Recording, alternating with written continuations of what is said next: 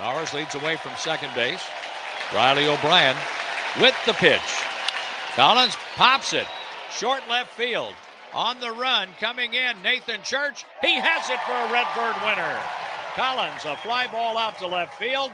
And the home season has come to an end as the Cardinals set off the fireworks at the scoreboard in right center field, celebrating a 5-1 win over the Milwaukee Brewers and 2 out of 3 in the win column over a team that is going to win the Central for the third straight year. Extra Innings Show. Joe Pott with you from Busch Stadium. Our Extra Innings Show is presented by Gray Bar. Gray Bar, your distributor for electrical and datacom needs. That's exactly right, John Rooney. The Cardinals win it, and they do it over the now National League Central Division champs. Brewers couldn't do it with a win, but they do it thanks to a Cubs loss today as the Cubs dropped a 1-0 decision at Cincinnati in the finale of that series. So the Brewers do win the division for the third year in a row. The Cardinals do win this series from the Brewers. They finished the home season with a 44-37 record and 2.25 million in attendance at Busch Stadium here in 2025. Joe Pott with you. Happy to have you with us. If you want to get in, 314-436-7900 or jump on the socials. We're on YouTube. We're on X. We're on Facebook, and you can join us right there. You can just drop a comment right in the chat, and we will talk about it. We've got a call already. Tate is on the line. Tate, you are on KMOX. Tate, go ahead.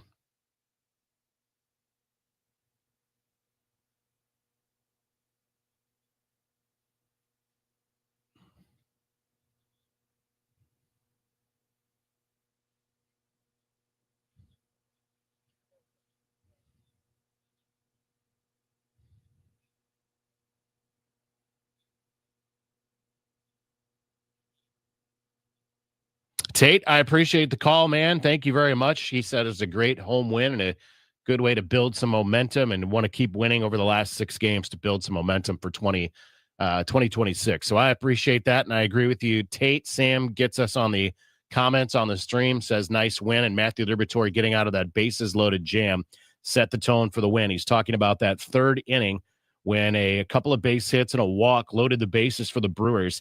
He strikes out Andrew Vaughn, gets Rhys Hoskins to ground out, and you're right. And I've been saying this for the last couple of weeks, but an important part of this season, you can't overlook the fact that Matthew Liberatore and Michael McGreevy are having really good finishes to the season.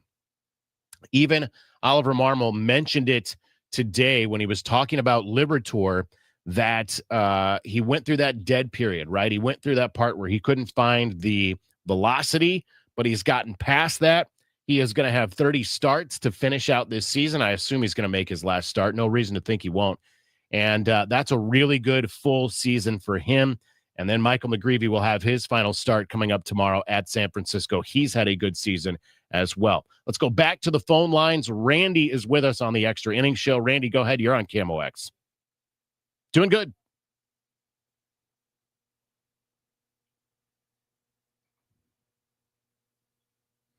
I appreciate both those questions. They are not yet eliminated from the playoffs.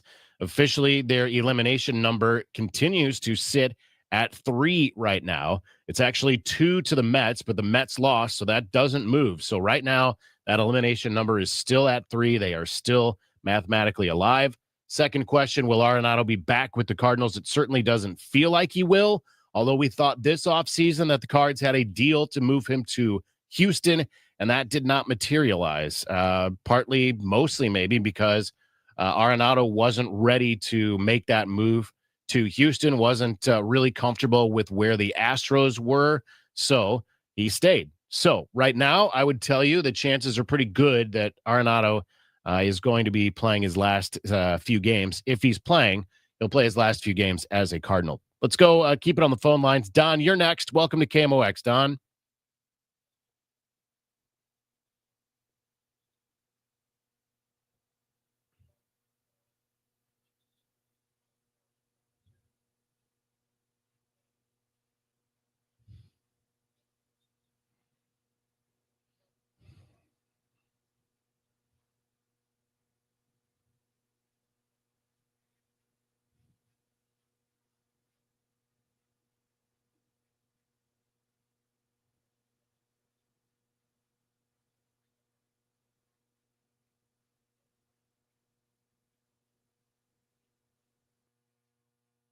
Sure. I would like to see them go out and get them a third baseman if Arenado's not the third baseman next year. I hang on the line. I appreciate your comment on it, Joe. You have a good day. I appreciate it, Don. Always good to hear from you. Let's address a couple of those things. So the salary is roughly 31, something like that. And whether or not it's gonna, I can't answer who's gonna pick that up, because that's gonna be a deal that is worked out based on who wants Arenado, how much they want to pay of that salary, how much the Cardinals may still have to cover of that salary. So that'll all be worked out in the details. So it's a really good question, and I think it's probably a roadblock, right, to moving Nolan Arenado, to finding what that deal looks like if you are going to move Nolan Arenado. I think probably if you're the Cardinals, you're going to eat some of that salary. You're going to have to cover some of that salary. What that number is, maybe it depends on how good Chaim Bloom is at his job as far as what that deal looks like. Next comment, you talked about Nolan Gorman taking over at third base. Will he be the one? I think that, we heard so much about Nolan Gorman this year. Going into the year, this runway year, it was Nolan Gorman, it was Jordan Walker, and then the question becomes now, did you see what you need to see from both of those guys? And I think that probably yes, but I would also say probably not on the positive side for either of those guys. You saw continued inconsistency from Jordan Walker. You finally had an admission about a month ago, maybe a couple of weeks ago, that maybe Jordan Walker wasn't putting in the amount of work, the effort that they were really looking for from Jordan Walker. And I think that you saw Nolan Gorman have stretches of some good play at the plate. The strikeouts crept back in as we got later in the year. And I think that inconsistency is the best way to describe his year at third base, because he made some plays that were really, really good. Like the play he made earlier in this series. He made a nice play today, a nice diving play today, but also made some really poor plays at third base. Just some plays that it kind of seemed like he mentally forgot either the situation or what the how many outs, anything like that. Something mentally that forced a little hiccup that then it wasn't a very good play at third base. So we saw a lot of inconsistency. So again, unfortunately, I'll have to defer to how good Chaim Bloom is and what he can do as far as third base goes, because I honestly believe, I've said this, I heard Tom Ackerman say this morning, it's going to be up in the air with regards to personnel and who's on this team in 2026. And I said this, in fact, at the trade deadline. If you have a deal, you make that deal, because nobody on this active roster, in my opinion, is untouchable. And I am including Ivan Herrera. I am including Mason Wynn. If you have a deal, you make a deal. And if you can make a deal that makes your team better in the long run, going forward, this is a long-term outreaching project, long-ranging project, then you do that. And I think that is what Chaim Bloom is charged to do by ownership, and that is what he will do. And that is why I think that you could see a range of different players on this team in 2026. It just all remains to be seen. Now, I said active roster. I said the major league roster is what I was referring to, because I'm not advocating that you're moving on from J.J. Weatherholt, obviously. I'm not advocating that you're moving on from Liam Doyle, obviously, and a lot of those prospects that are still to come. And I don't think that they will move on from some of these guys at the major league level. I'm just saying that if you do get a deal, if there's something out there that you think makes this team better, then you make that deal. Because I think right now, going forward, McGreevy is in the rotation. I think Liberator is in the rotation. We'll see what it looks like if Sonny Gray stays or Sonny Gray goes.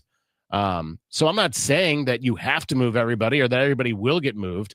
I'm just saying that you listen on anybody. So we'll see what that looks like when Chaim Bloom takes over. Let's take a break here. Let's come back with more, and we'll see if we get any more calls, any more comments, and we'll continue to talk about this one. Cards win 5-1 today over the Brewers here at Busch Stadium. They wrap up the home schedule. They've got 6 to play here in the regular season. We'll come back right after this on KMOX.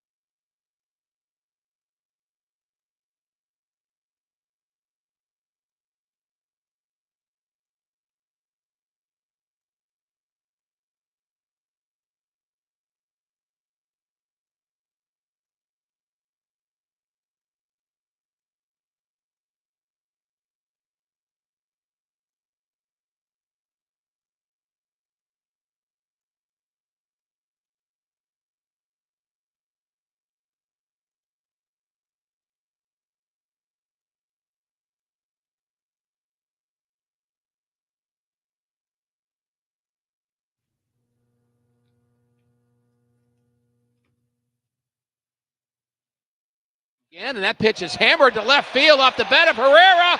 Did he get it? Oh, yeah! Over the bullpen. A 2-run shot for Ivan Herrera, his 17th of the year, and the Cardinals jump out on top 2-0 here in the third inning. There you go. Welcome back into the Extra Innings Show. Joe Pott with you from Busch Stadium. As you hear Ivan Herrera connect with home run number 17 here this afternoon, a 2-run home run. Our Extra Innings Show is presented by Graybar. Graybar is your distributor for electrical and datacom needs. Happy to have you along. If you would like to join us, 314-436-7900. Otherwise, get on the socials as well. Facebook, YouTube, X. We're right there. You can drop a comment in there, and we can talk about it. I do want to let you hear a little bit from the Cardinals starter today because we didn't get a chance to get to that in the network post-game show. So let's hear a little bit from Matthew Liberatore, and he starts out talking about the impact that John Mozeliak has had on him. He's put together a pretty incredible run. Obviously, the last 3 years haven't gone the way anybody's wanted to, but if you look at his legacy and his tenure here, he's done some pretty incredible things, and that should not be overlooked. And your relationship with him always believing in you. Yeah, absolutely. And, he's given me ample opportunities, and this year to finally put me in the rotation and give me this opportunity, I couldn't be more grateful for. Libby, you're on a good stretch right now, on a good run. Is there one common thread that runs through all of it? I think physically I'm just feeling really good right now. Definitely want to finish this year strong, and got one more start to go, but really just feel like I started to click with the routines and the processes and what's going to work for me moving forward. Libby, is the velocity today an example of kind of where your body's feeling and like you said, getting past that wall early this year? Yeah, I'd say so. Felt really good today. Quite an ovation for Nolan Arenado. He's probably saved you some runs over the years. What has he meant to you? Yeah, having him as a glove behind me when I'm pitching, you just know that anything going his way is going to get scooped up and the play's going to get made. And, it's just an incredible player, somebody that I've admired watching go about his business since the second I stepped foot in this clubhouse. And just an awesome dude. You got spraying a ready number of ways that your season could have played out. For you to make your 30th start, and it's the last home game of the year, how much are those things important? I wouldn't say super important, but definitely a cool coincidence. 30 starts, yeah, that's very important. The fact that it falls on the last home game of the year is pretty cool, but definitely not something I was focused on. To get through 30 starts and to feel as good as you feel right now for your body to be where it's at, what kind of accomplishment is that for what a career looks like? Yeah, I think, after what I went through in the second half, I think kind of coming out on top like this and feeling as good as I felt is very encouraging moving into next year for sure.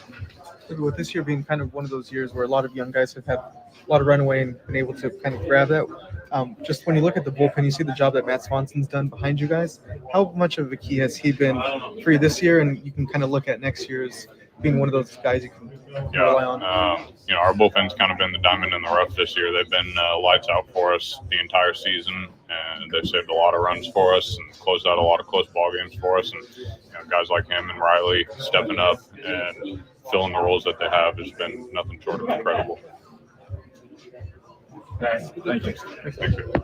Cardinals starter Matthew Liberatore talking after the game. We got to get some more comments. First, quick comment. DLW was watching on FanDuel, Wisconsin. He said it took the Brewers forever to get the champagne going in the clubhouse. I have seen them start to trickle out here behind us, so I think that they've kind of finished up their celebration. They've got bigger and better things to do, of course. We need to get back to the phones as well. Chris is joining us on the Extra Innings Show. Chris, you're on KMOX. Hi, Joe. Thanks for having me. I really enjoy the show. Appreciate it.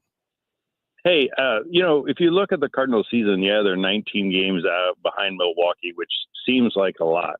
But if you really break it down at 76 and 80, they're just a couple games away from being right in the wild card. And if you think about turnarounds, it really shouldn't take a whole lot to turn the team around. It may feel like it may be a lot, but you get a couple players and you finish 10 games over and you find yourself in the playoffs. You could find yourself in the playoffs at 5 games over, right? I mean, even if you think about it would not take a huge turnaround if you're talking about certainly, making a run at one of those wild card spots, especially, think about the way the Mets have been playing down the stretch. Yeah, and it's I was just thinking for next year, you're not that far away. If you look at Milwaukee, they've done it, with a lot of young players. Christian Yelich is a guy who's been there for a lot of years, but they've done it with a lot of guys that they brought up through their system. Yeah, Tom Ackerman made a comment this morning on Sports on a Sunday Morning. He said the Brewers kind of now are what the Cardinals were a few years ago when you're talking about bringing up players that they're able to plug into their lineup, that are able to have success at the big league level. And obviously that's what the Cardinals are trying to get back to. But your point is a good one. I mean, at 4 games under right now, it does not take. I mean, if you look at right now, the Cincinnati Reds are 4 games over. They're now tied with the Mets for the wild card. The Diamondbacks are a game over, and they're a game and a half out of the playoffs, and they still could sneak into the playoffs. It seems to be the MLB's headed more towards like the NFL playoffs and maybe even the NBA or NHL. You just got to get in and then get the pitching set up, and everything would be right.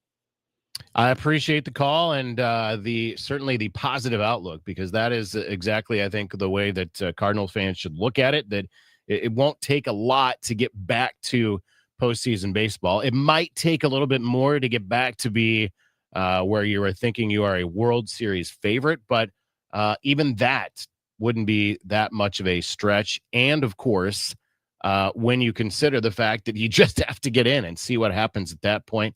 DLW lets us know too, the Reds and Mets now tied for that last wild card, and he finds that to be very hilarious. And when you think about where the Mets were, boy, I agree. And how much money the Mets have spent, their payroll certainly compared to the Cincinnati Reds, and now the Reds right there in that wild card spot. 6 games to play for everyone, a couple more series to go. The Mets have done everything they can to not get into the postseason. The Reds have made a charge. They are now tied for that wild card spot. So it could be an interesting, fun last 6 days, certainly for fan bases all over, including Arizona, including San Francisco, where the Cardinals are going, by the way. The Giants are still alive at 3.5 games out. Again, the Cardinals are still alive at 4 games out of the wild card. It is just unlikely. It is certainly not impossible. It is definitely improbable. Well, that'll do it for us here on the Extra Innings Show. What's on Deck is brought to you by Chesterfield Fence and Deck, the sign you have the very best at chesterfieldfence.com. Tomorrow night, it is an 8:45 first pitch from San Francisco, 7:50 with the pregame show here on KMOX. Michael McGreevy will make the start. He's 7-3 with a 4.08 ERA. He's up against the future Hall of Famer Justin Verlander, who is 3-10 with a 3.75 ERA. That's tomorrow. It's 3 night games in San Francisco. Monday, Tuesday, Wednesday. Thursday's an off day. They'll begin their final series of the year Friday at Wrigley Field in Chicago. I'll talk to you next weekend as the Cardinals play the Cubs to wrap up the year. My thanks to all of the callers and texters and commenters getting in here on the show this afternoon. Big thanks to John Rooney, to Rick Horton, to Mike Claiborne, to Jim Jackson, to Kyle Sixta, and to Drew Young, who is actually behind that little box over there that says, nope, there it is. That little box that says Tom Ackerman, that's really Drew Young over there back in the studio. He's been there keeping us on time and in line all afternoon. Certainly appreciate him. I'm Joe Pott. I'll talk to you again next weekend. Keep it here on your home of the Cardinals, 104.1 FM, KMOX.